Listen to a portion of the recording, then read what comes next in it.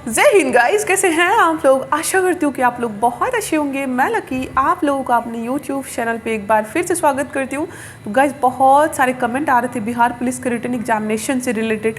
Next month Bihar police का written examination है, तो लाखों छात्र बेसब्री से इंतजार कर रहे हैं बिहार पुलिस के रिटन एग्जामिनेशन का। तो उनका इंतजार बहुत जल्द खत्म होने वाला है। नेक्स्ट मंथ बिहार पुलिस का रिटन एग्जामिनेशन है। तो बहुत तरह तरह के कमेंट आ रहे थे, जो मतलब जैसे जैसे एग्ज़ाम का डेट आ रहा है वैसे वैसे नर्वस होते जा रहे हैं, खुद को मोटिवेट कैसे रखे, डिमोटिवेट हो जा रहे हैं।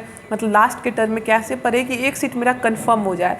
लास्ट के समय में बिहार पुलिस रिटन एग्जामिनेशन का लास्ट जो समय चल रहा है, लास्ट टर्म चल रहा है, उसमें आपको कैसे पढ़ना है वो मैं आपको बताऊंगी।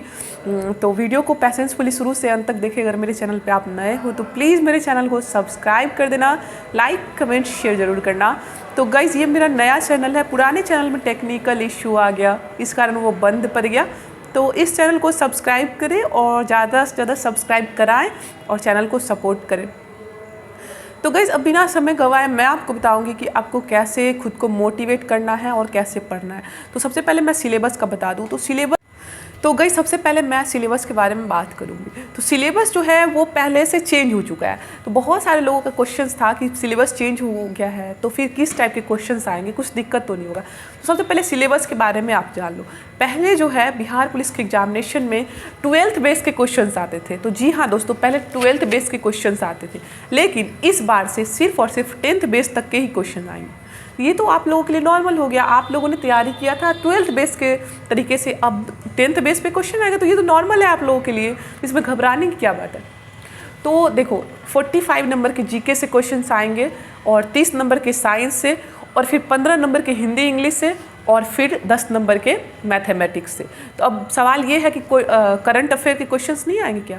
तो देखो, जो 15 नंबर के हिंदी इंग्लिश के क्वेश्चंस आए ना, उसी में 2 से 3 क्वेश्चंस आपके करंट अफेयर के देखने को मिलेंगे।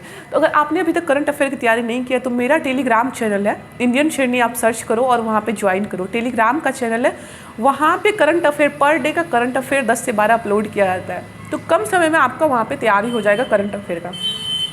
तो आप मेरे टेलीग्राम चैनल से जुड़ सकते हैं। और भी बहुत ज़्यादा बिहार पुलिस से रिलेटेड जितना भी नोटिफिकेशन आता है मैं वहाँ पे अपलोड करती हूँ। तो आप वहाँ पे जुड़ जाओ टेलीग्राम चैनल से, तो आप लोगों के लिए बेनिफिशियल रहेगा। तो वहाँ पे जुड़ जाओ, करंट अफेयर आपको पर डे के देखने को मिलेंगे। तो ये था सिलेबस। तो आपको लास्ट के टर्म में क्या करना है, लास्ट के टर्म में कुछ नया करने की ज़रूरत नहीं है। आपने अभी तक जो कुछ भी पढ़ा है और अच्छा खासा टाइम मिला था आपको पढ़ने का, तो आपने अभी तक जो कुछ भी पढ़ा है ना, बस उसका रिवीजन करो, रिवीजन करो और रिवीजन करो। 10 बार करो, 20 बार करो, जितना ज़्यादा बार आप कर सकते हो। तो आपने अभी तक जो कुछ भी पढ़ा है बस उसका रिवीजन करो। और हाँ, ज़्यादा से ज़्यादा प्रैक्टिस सेट लगाओ। अब ये मत पूछना कि किस पब्लिकेशन का प्रैक्टिस सेट ले। अरे भाई, कोई सा भी पब्लिकेशन चलेगा, आप पब्लिकेशन मत देखो, सारे प्रैक्टिस सेट लगाओ। जितने भी ज़्यादा प्रैक्टिस सेट हो सकते हैं आप प्रैक्टिस सेट लगाओ। तो आप लोगों के लिए बहुत ज़्यादा बेनिफिशियल रहने वाला है। रिवीजन करो और प्रैक्टिस सेट लगाओ, ये 2 चीज़ आपको करना है। पहला रिवीजन, आपने अभी तक जो कुछ भी पढ़ा है उसका रिवीजन करो, और दूसरा प्रैक्टिस सेट लगाओ। बस आपका एग्जामिनेशन 110% निकलेगा। और तीसरा, मैंने पिछले वीडियो में बताया था कि तीसरा बात ये है कि आप एग्जामिनेशन देने जाओगे, OMR सीट पर जो आपका पैराग्राफ लिखने को देंगे, वहाँ पर जो भी OMR सीट पर जो पैराग्राफ आपको लिखने को देंगे, हिंदी और इंग्लिश दोनों में रहता है। तो आपको हिंदी में भी लिखना है और इंग्लिश में। उसको एकदम फ्रेश तरीके से, एकदम अच्छे से, बिना कट कुट किए लिखना है, क्योंकि वो आपका राइटिंग स्किल टेस्ट होता है। जो हाँ मतलब कैसा राइटिंग है आपका, तो उसको बहुत ही सुंदर सुंदर प्यारे अक्षर में लिखना है। तो उसके लिए आप क्या करो कि अभी से भी लिखना आप स्टार्ट कर दो। कुछ भी कोई पैराग्राफ ले लो, उसको हिंदी भी और इंग्लिश में भी लिखना स्टार्ट कर दो, और एकदम बहुत ही बेहतर आपको लगे कि हाँ, इससे ज़्यादा अच्छा मैं कभी लिख ही नहीं सकता, उस तरीके से आपको लिखना है। वहाँ पे पैराग्राफ बहुत ही बेहतर ढंग से लिखना। और अगर आपने इन तीनों काम को कर लिया तो 100% आपका रिजल्ट बनेगा। और बहुत सारे लोग क्या करते हैं, पैराग्राफ में ही इंग्लिश में कुछ हेवी वर्ड रहता है तो उसको कट कुट करके दोबारा लिखेंगे। तो ऐसा बिल्कुल भी नहीं करना, कटिंग नहीं करनी है। अगर आपने कुछ लिख भी लिया है गलत, उसको छोड़ दो वैसे ही। तो वहाँ पर बस एक बार पेन चलाओ और उसको कट करो। ऐसा नहीं कि कट कुट कर रहा है, तो फिर वो आपका रिजल्ट नहीं बनेगा। तो इन तीनों चीज़ों को आपको करना है। उसके बाद खुद को मतलब मोटिवेट कैसे रखें, डिमोटिवेशन से कैसे बचाएं खुद को।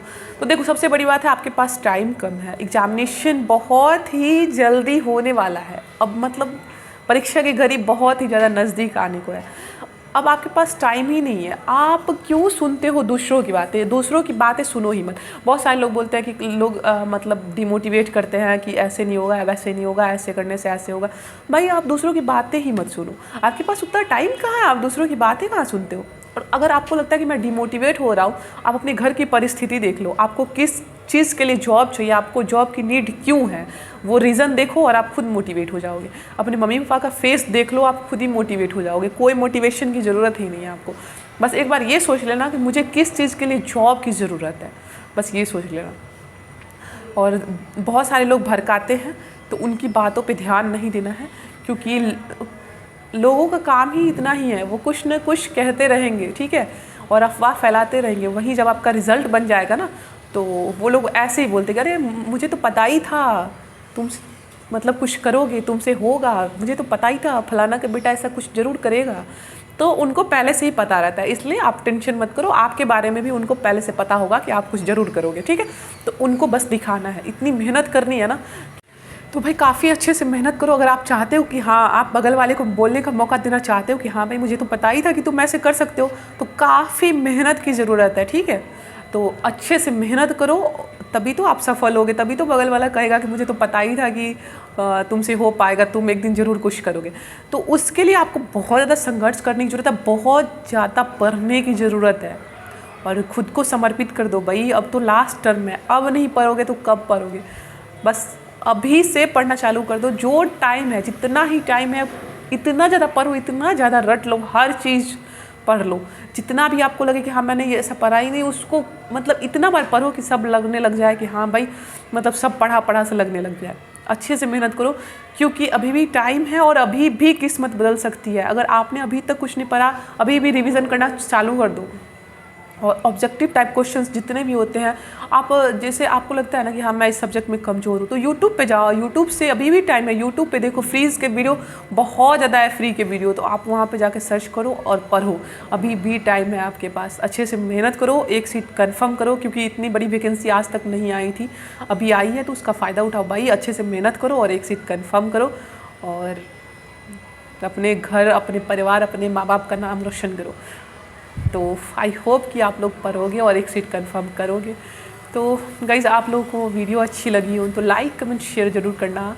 अगर मेरे चैनल पे आप नए हो तो प्लीज़ मेरे चैनल को सब्सक्राइब कर देना। जय हिंद, जय भारत।